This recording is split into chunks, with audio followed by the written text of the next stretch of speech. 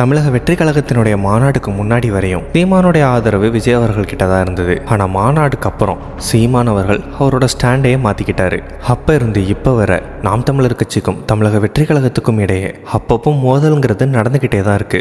மாநாட்டில் தன்னோட கொள்கை தலைவர்கள்ல ஒருத்தரா பெரியார விஜய் அவர்கள் அறிவிச்சதுதான் சீமான் அவர்களால ஏற்றுக்கொள்ள முடியாத ஒரு விஷயமா இருந்திருக்கு. அதனால தான் இதுக்கு முன்னாடி எப்பவும் இல்லாத அளவுக்கு எப்போ தமிழக வெற்றி கழகம் பெரியாரை தங்களோட கொள்கை தலைவராக அறிவிச்சாங்களோ அப்போ இருந்து பெரியாரை கடுமையான விமர்சனம் செய்யக்கூடிய வேலைகளில் நாம் தமிழர் கட்சி ஒருங்கிணைப்பாளர் சீமானும் அவருடைய கட்சி நிர்வாகிகளும் தீவிரமாக இறங்க ஆரம்பிச்சிட்டாங்க. இதனால் அவர் சில இழப்புகளையும் சந்திச்சாரு. பெரியாரை பற்றின பல அவதூறு கருத்துக்களை தொடர்ந்து பரப்ப அவரோட கட்சியில் பல வருடங்கள் பணியாற்றின பல முக்கியமான நிர்வாகிகள் கட்சியிலிருந்து பிரிஞ்சு மாற்று கட்சியில் இணைஞ்சாங்க. அதுலேயும் கவனிக்கப்பட வேண்டிய முக்கியமான ஒரு விஷயம் என்னன்னா, இத்தனை கால வருஷமா சீமான் அவர்கள் யாரை எதிர்த்தாரோ அவங்க கட்சியிலையும் இப்போ யாரை அதிகமாக எதிர்த்துக்கிட்டு இருக்கிறாரோ அவங்க கட்சியிலையும் தான் நாம் தமிழர் கட்சியிலேருந்து பிரிஞ்சு வந்தவங்க அதிகமாக சேர்ந்திருக்காங்க. அதாவது டிஎம்கேலையும் தமிழக வெற்றி கழகத்திலையும் மட்டும்தான் அதிகமான நாம் தமிழர் கட்சி நிர்வாகிகள் இணைஞ்சிருக்காங்க. இது ஒரு பக்கம் இருக்க, இது எல்லாமே சீமான் அவர்கள் பெரிய அளவில் கண்டுகொள்ளலை. மறுபடியும் இந்த பெரியார் அரசியலுக்கு மாற்றான அரசியலா பாஜகவுக்கு ஆதரவளிக்கிற மாதிரியான செயல்பாடுகளில் ஈடுபட ஆரம்பிச்சாரு. சூப்பர் ஸ்டார் ரஜினிகாந்த் அவர்களை சந்திச்சாரு. திரையில் அவர் சூப்பர் ஸ்டார், அரசியலில் நான் தான் சூப்பர் ஸ்டார்னு சொன்னார்.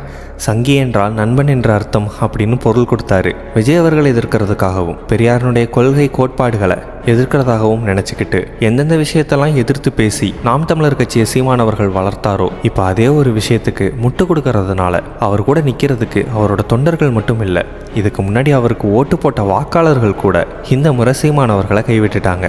ஈரோடு இடைத்தேர்தலில் டெபாசிட் வாங்க முடியாத அளவுக்கு கூட தோற்று போனது நாம் தமிழர் கட்சி. கடைசியாக நடந்த நாடாளுமன்ற தேர்தலுக்கு அப்புறமா தேர்தல் ஆணையத்தால் அங்கீகரிக்கப்பட்ட மாநில கட்சியா ஒரு அந்தஸ்துக்கு நாம் தமிழர் கட்சி உயர்ந்திருந்துச்சு. இதுக்கப்புறமா ஒரு தேர்தலுக்கும் ஒரு சின்னத்தில் போட்டியிட வேண்டியதில்லை. அவங்களுக்குன்னு ஒரு சின்னங்கிறது நிரந்தரமாக வழங்கப்படும். இதுக்கப்புறம் கட்சி வளர்ச்சி பாதையில் போகும் அப்படின்னு நம்பிக்கிட்டு இருந்த டைமில் தொடர்ச்சியாக சர்ச்சையான கருத்துக்களை பேசியே இன்னைக்கு நாம் தமிழர் கட்சி வீழ்ச்சியை நோக்கி போய்கிட்டு இருக்கிறது. இத்தனை நாளா தமிழக வெற்றி கழகத்தின் சார்பில் சீமான் அவர்கள் பேசக்கூடிய கருத்துக்கு எந்தவித விளக்கமும் கொடுக்கப்படாமல் இருந்துச்சு. ஆனால் சமீபத்தில் பிரசாந்த் கிஷோரை விஜய் மீட் பண்ணதை வச்சு சீமான் அவர்கள் ஒரு கருத்து சொல்ல அது பெரிய சர்ச்சையாக மாறி இப்போ தமிழக வெற்றி கழகத்தினுடைய தரப்பில் இருந்தும் பொதுவாக அரசியல் ஆர்வமுள்ளவர்கள் தரப்பில் இருந்தும் சீமான் அவர்களுக்கு கடுமையான எதிர்ப்புங்கிறது கிளம்பியிருக்கு. அதாவது பணக்கொழுப்பு அப்படிங்கிற ஒரு காரணத்தினால தான் இவங்க இந்த மாதிரிலாம் செயல்பட்டுக்கிட்டு இருக்காங்கன்னு சீமான் சொல்ல, கிட்டத்தட்ட 33 வருஷமா பல விமர்சனங்களை தாண்டி பல தடைகளை தாண்டி படத்தில் நடித்து வியர்வை சிந்தி உழைச்சி லட்சக்கணக்கான ரசிகர்களை சம்பாதிச்சு கொஞ்சமாக முன்னேறி சேர்த்து வச்ச காசில் அவர் என்ன வேணால் செய்யலாம், அது தப்பே கிடையாது. ஆனால் திரள் நிதிங்கிற பேரில் தமிழக மக்களையும் நாம் தமிழர் கட்சி தொண்டர்களையும் ஏமாற்றுகிற நீங்கள் இதை பற்றி பேசுறதுக்கு எந்த ஒரு தகுதியும் இல்லை அப்படின்ற மாதிரியான பதிலடிகள் கொடுக்கப்பட்டுட்டு வருது. விஜய் அவர்கள் கொஞ்சமாக உழைச்சி அந்த காசை சேர்த்தாரு. அவருக்கு அந்த பணத்தோட அருமை என்னங்கிறது தெரியும். அதை அவர் செலவு பண்ணுறாரு அப்படின்னா அதை ஏன் பண்ணுறோம், எதுக்கு பண்ணுறோம் அப்படிங்கிற தெளிவோட தான் அவர் பண்ணுறாரு. திரள்நிதிங்கிற பேரில் பணத்தை வாங்கி உங்களுக்கான சொகுசு வாழ்க்கையை வாழ்கிறதுக்காக உங்களுடைய கட்சி தொண்டர்களையும் கட்சி ஆதரவாளர்களையும் ஏமாற்றுகிற உங்களுக்கு பணத்தின் அருமை தெரியாது அப்படிங்கிற மாதிரியான பதிலடிகளும் கொடுக்கப்பட்டுட்டு வருது.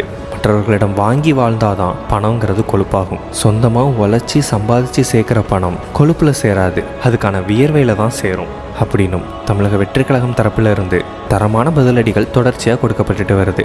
இதை பற்றின உங்களோட ஒப்பீனியன் என்னன்றதை கமெண்டில் சொல்லுங்கள். இது மாதிரியான மோர் இன்ஃபர்மேஷனுக்கு நம்ம சேனலை சப்ஸ்கிரைப் பண்ணிடுங்க.